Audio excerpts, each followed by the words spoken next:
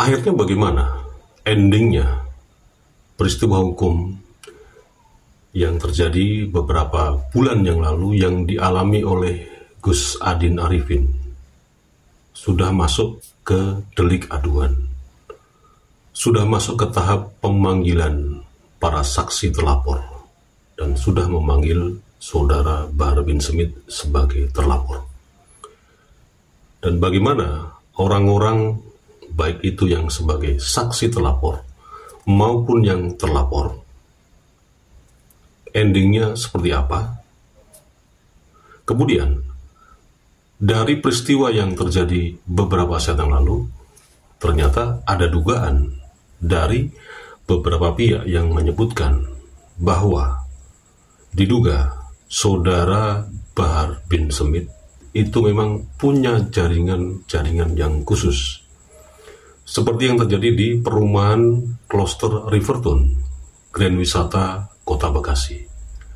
Jaringan pungli ini diduga memang sengaja dibuat dan direkayasa sebagai nilai ekonomis yang masuk ke kantong Bahar bin Smith. Bagaimana kelanjutannya dan seperti apa kejadian yang sebenarnya? Mari kita bahas. Tidak mungkin saudara Bahar bin Smith dan kelompoknya membawa kelompok-kelompok ormas dan membawa orang yang diduga sebagai korlap yang bernama saudara Arif. Oh, ya. Tapi Bahar, apa partai kita? Ya,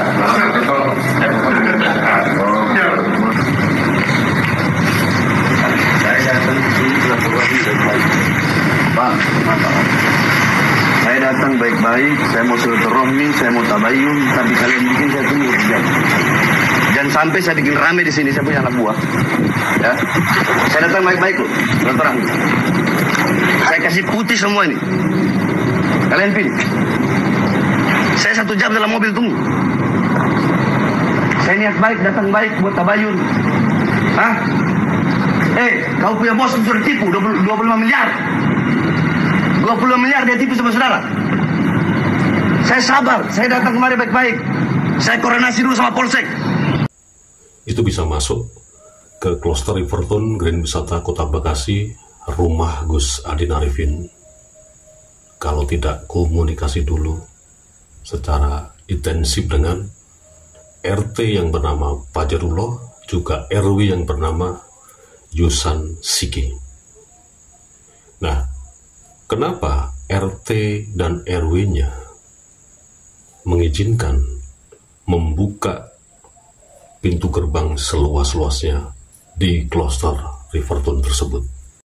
Bajingan kau, keluar!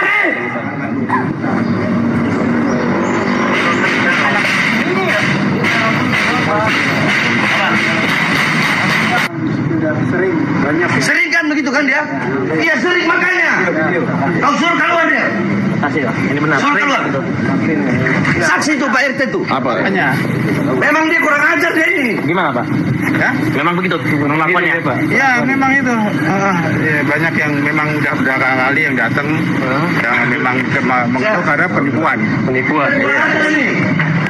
Pak RT. Ya. Telepon. Pilih. Mau ketemu, ngobrol baik-baik, atau perang? Dan kenapa? Kalau RT dan RW-nya ini tahu ada banyak massa yang ingin memasuki wilayah kloster. Kloster kan perumahan yang private, tidak sembarangan orang bisa masuk. Penjaganya juga ketat. Tapi kenapa kok bisa masuk gerombolan Bahar bin Smith dan ormas-ormas dengan korlapnya saudara Arif tersebut? Siap. Bilangin polisinya. Bilangin polisi. Maghrib kita action. Masuk penjara bareng nggak apa-apa. Takbir! Allahu Akbar! Bangsat nipu masyarakat. Berapa banyak masyarakat yang ditipu sama dia? Ibu-ibu ditipu, miliaran semua ditipu, bajingan. Jangan pakai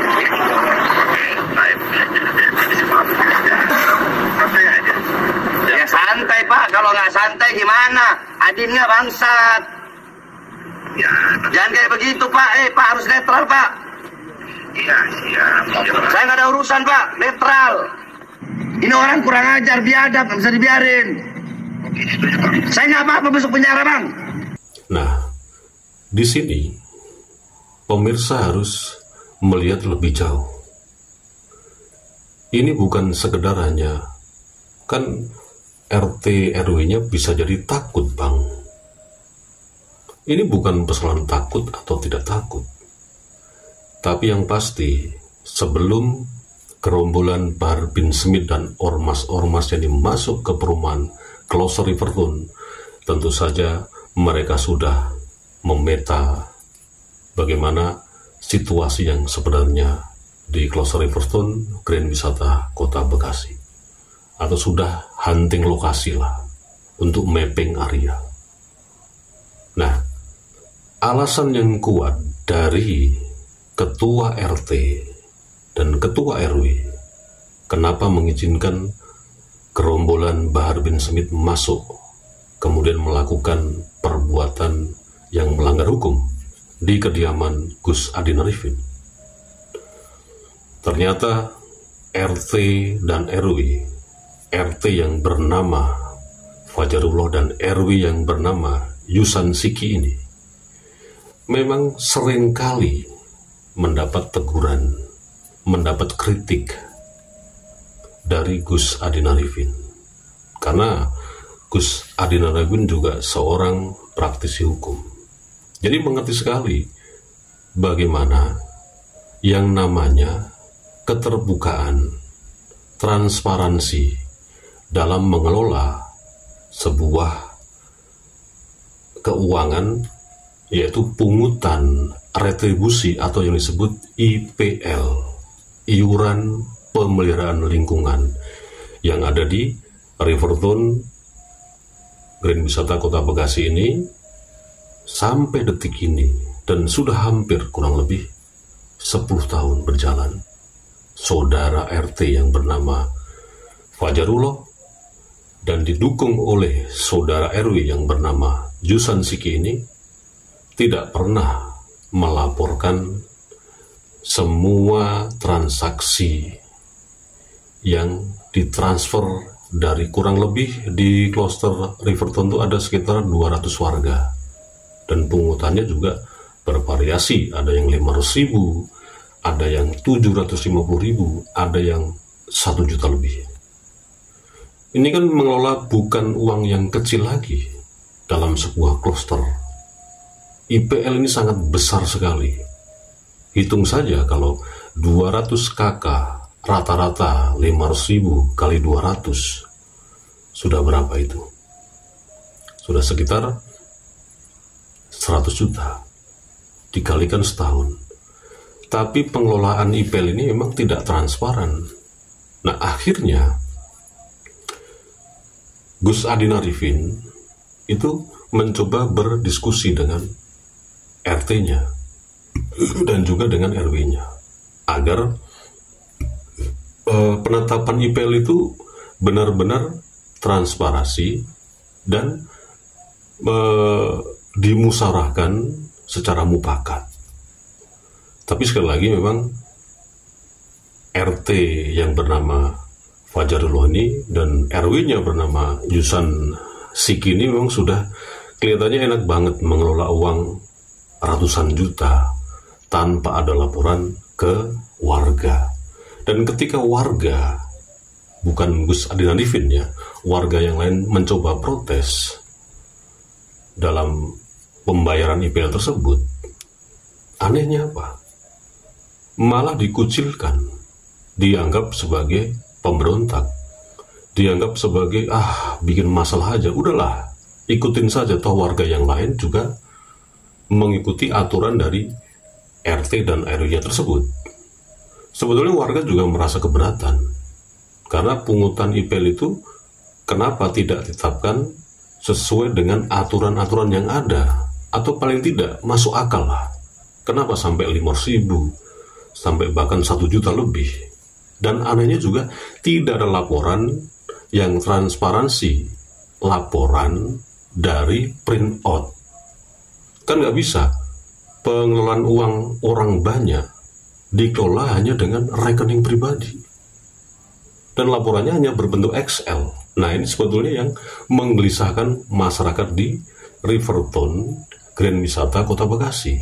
Tapi lagi-lagi, kritikan dialek yang dicoba oleh Gus Adin Arifin mental. RT dan RW-nya malah arogansinya muncul.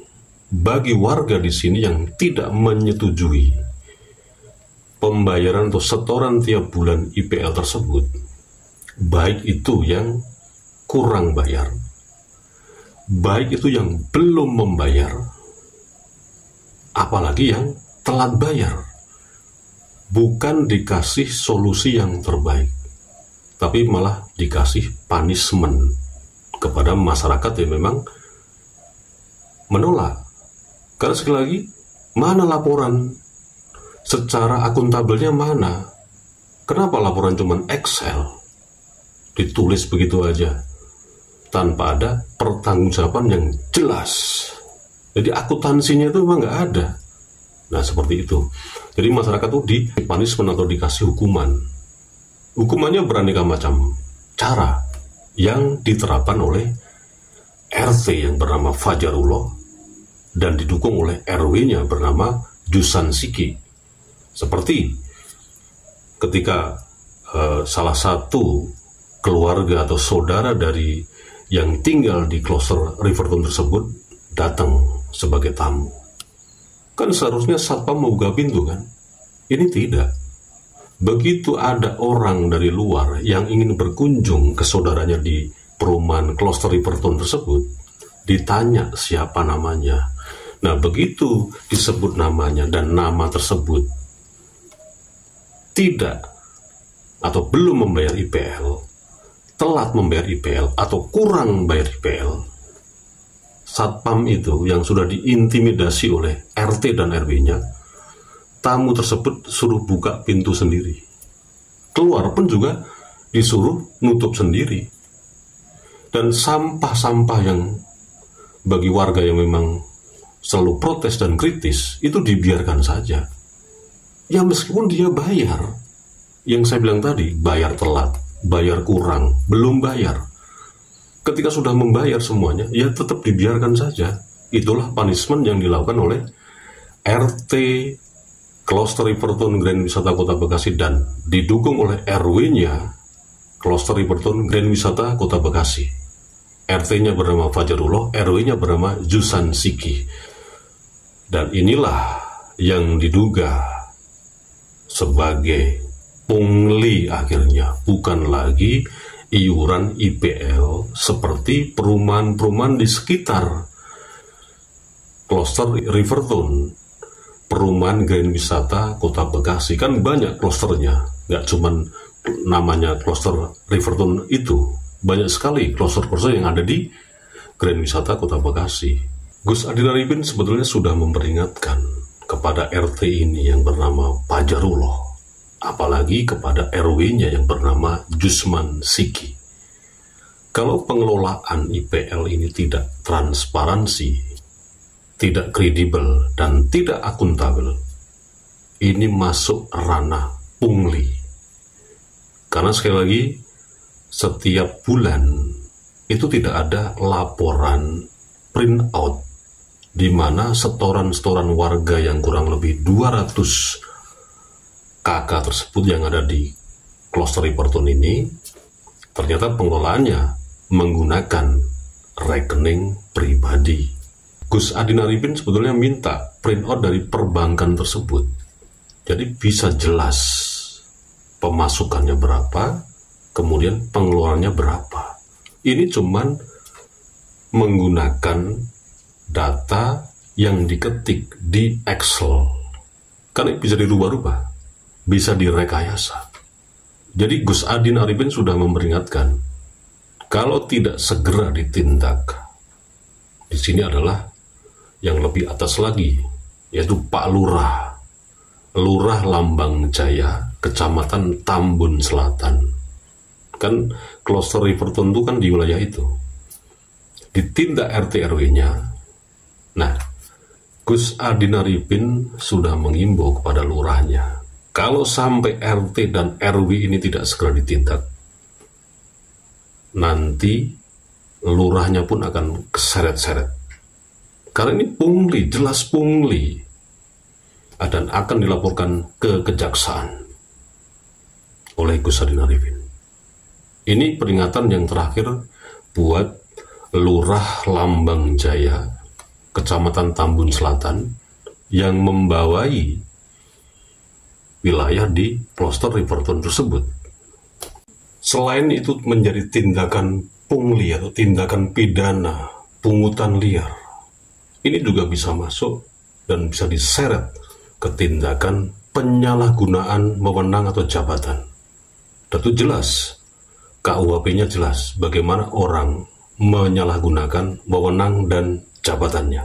Nah, disinilah RT yang bernama Fajarullah dan RW yang bernama Jusman Siki akhirnya diduga berkong kali kong, berkomplot dengan saudara Bahar bin Smith dan ormas-ormas di wilayah Bekasi tersebut, yang korlapnya atau sebagai ajudan Bahar bin Smith bernama Arif tersebut akhirnya bisa masuk ke kediaman Gus Adin Arifin, kemudian melakukan tindakan yang melanggar hukum, mengurusak rumah Gus Adin Arifin, teriak-teriak di rumah Gus Adin Arifin, menantang untuk berkelahi, mencemarkan nama baik Gus Adin Arifin sebagai penipu, bla bla bla.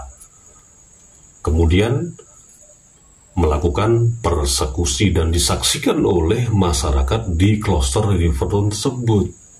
Nah, bagi yang nggak tahu duduk persoalannya, disinilah orang-orang justru bukan menjernihkan situasi, tapi malah memperkeruh. Dan ini yang saya bilang di awal tadi, proses hukumnya ternyata terus berjalan. Nah, bagaimana ini bisa kok mandek? Belum ada perkembangan yang sangat signifikan. Nah, besok akan saya hadirkan tim dari penasihat Gus Adin Arifin, Bang Hari Garpes. Nanti saya akan podcast bareng dengan beliau untuk menanyakan bagaimana progres yang sebenarnya awal tahun 2025, ketika persoalan ini sudah jauh sekali, panjang sekali, dari mulai awal pelaporan hingga hari ini kurang lebih setahun lebih. Kok tidak ada progresnya? Nah, ini nanti yang bisa menjawab adalah pengacaranya dari Gus Adin Arifin, Bang Hari Garpes. Wassalamualaikum warahmatullahi wabarakatuh.